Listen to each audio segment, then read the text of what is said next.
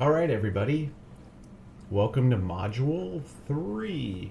This recording was so fun, I decided I'm going to do it a second time. My microphone was not on.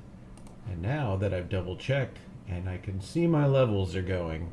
So hopefully, hopefully this time you're hearing me. All right. So for Module 2, you only have one thing left. That's your horror scene. And that is due tomorrow, according to my Gregorian calendar, 9/24 at 11:59. So make sure you get that in. I look forward to seeing the rest of the Eagle edits. Looking good so far. All right, so just to kind of recap, some of the things we have discussed, well, not some of, but the vast majority have been narrative, and then we discussed the camera, different shot sizes, angles, things like that. Then we talked about editing, and now we're going to be talking about, in this module, some lighting. And by the end of this module, you're going to know the basic terms, you're going to be able to demonstrate the ability to light, and you're going to complete your first short film. But lighting is really important. It's kind of the unsung hero of film. And a famous DP, director of photography, whose name escapes me, once referred to film as nothing more than painting with light. So the camera is just capturing light on film or in the sensor, and then it's giving us those images back. So we need to tell the camera how much light, what the light looks like, and how to shape the light. So start here, first and foremost, watch these two lectures. All right, one is me, one is on different lighting techniques and how to accomplish them. So you won't have to sit there and listen to me too much. And then for your assignments, should be up in there. No, why they're not. First one, again, start with the lectures. You're going to pick a movie, and you're going to tell me about the lighting in that movie. You know, was it dark? Was it bright? Hard light, soft light? These are terms you're going to learn about. I mean, obviously not dark and bright. You know what that is. But really, how did the lighting help tell the story? So examples I gave from the film The Godfather: the dark lit room helped to symbolize the hidden dark side to Michael Corleone, who was once pure and innocent of the mafia life. Or by keeping the character's eyes darkened, the audience is continually guessing at the true motives of Michael's character. Right? So those are examples of how the light helped tell the story. And once you know and watch the lecture, you'll know what to look for and you'll know what to discuss. So 250 words. For God's sake, do not use AI for anything. Not your grammar, not anything. Use your brain. It makes my life so complex if you use AI. You're spending, money and time and effort. So don't let technology do all your work, right? We're already using computers and spell checkers and that, right? We want our own original thoughts. So no AI. Please use MLA formatting, all right? And that includes the double spacing and things that I talk about in my standards, okay? So I'm going to start holding people accountable to their format, right? This is college, not high school. We're trying to not just tell the right answers, but present ourselves in the best way possible. So take those extra couple of minutes and make it look good. And keep that writing academic, right? We want to not just put the right answer, but explain that we understand what we're talking about. All right, so that's your first assignment. That is due October 3rd. I kind of staggered these just a little bit. So we're keeping people on track and making sure things are coming in, rather than just people that seem to be putting everything off until the end. Not everybody, but there's a few, and that can happen with online. It's easy to forget and know where you're at. So rather than get zeros on 2 assignments because you missed, let's see if doing one and then going on to the next. We're going to change it up just a little bit. Your next assignment, a little bit more creative. This is where you'll turn it in, but it's almost easier. Again, once you watch the lecture, here's an example of what you're going to be doing. You're going to get one high key shot, one low key shot, one pictorial lighting shot, one soft light, one hard light, and one silhouette. again, when you watch the lecture, you'll be like, oh, okay. Now, we don't have lights to work with, and this is the one that I'll tell you about. So you look at the shadows. This is the same person. See how this shadow is what we call hard lighting, or very rigid, and this is soft. So what you need is diffusion in front of light.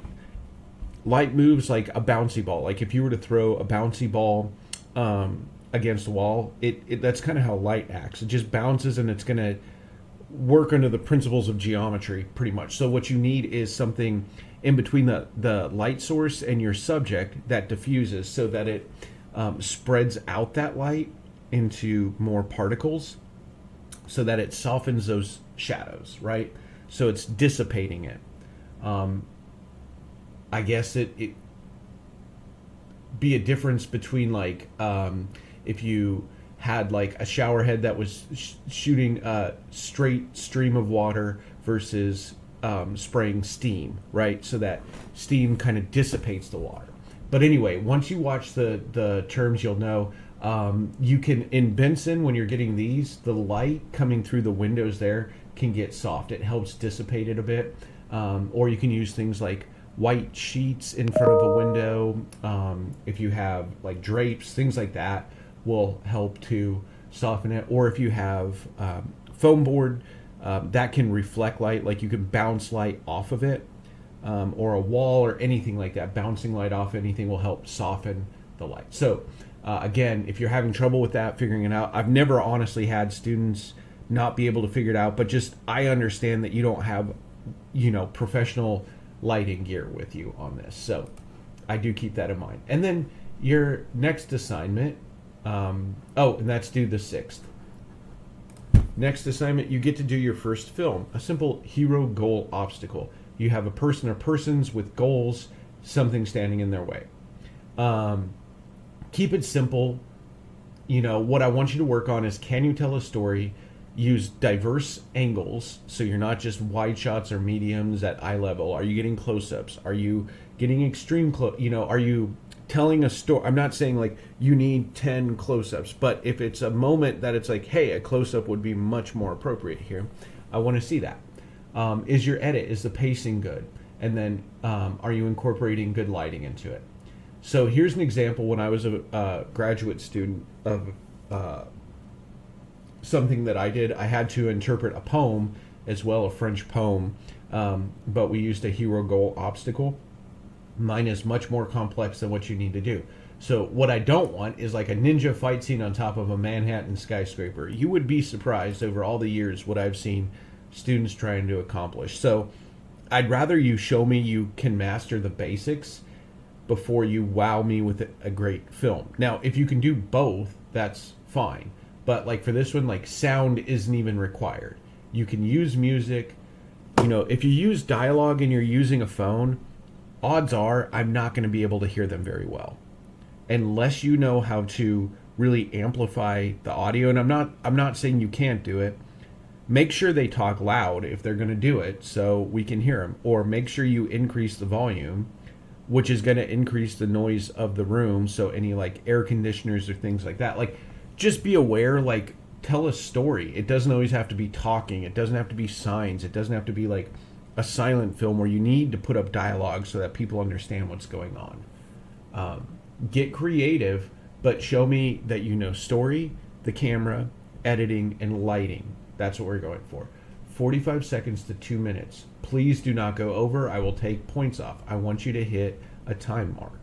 Make sure you're 16:9, so you're holding your phone horizontally. You're shooting in 24 frames per second. I am going to take 50 points off for not following that. That's how crucial, the easiest part of it. You just need to make sure you're in that. Now, if you need to shoot 4K, you just convert it to this in post. And if you don't know how to do that, please let me know. The edit, and in fact, I'll put one called like export settings in there. That should have been part of what you did before, but if you need to look that over again, I'll move that one up. The edit should be smooth in cuts, so there's no flash frames, little snippets of black, or jump cuts. Again, stuff you should kind of have learned. unless the jump cut is part of the story. Is the audio balanced? Is it too loud or too quiet in areas? So again, tell a cohesive story, put it all together. I don't want to say the bar is low. I don't mean that in like, just get something. I mean it in, you don't need to wow me this time. What will wow me is good composed shots, good editing, good lighting, and a good story well told. You know, I want you to be funny if you can be funny. I want you to be creative if you can be creative, but not if the shots are not very good. Not if the editing is not very good. Get those parts first, and then I will laugh with you and I will enjoy what you've created. All right, so that is your module. You have till the 10th on that assignment. Please feel free to email me, schedule a meeting, anything like that that you need that helps you on your film journey. I've really enjoyed your work so far, and I look forward to seeing those horror scenes, and I'll share with you the hero goal obstacle films as well, so you can see your classmates' work. All right, have a good rest of the day.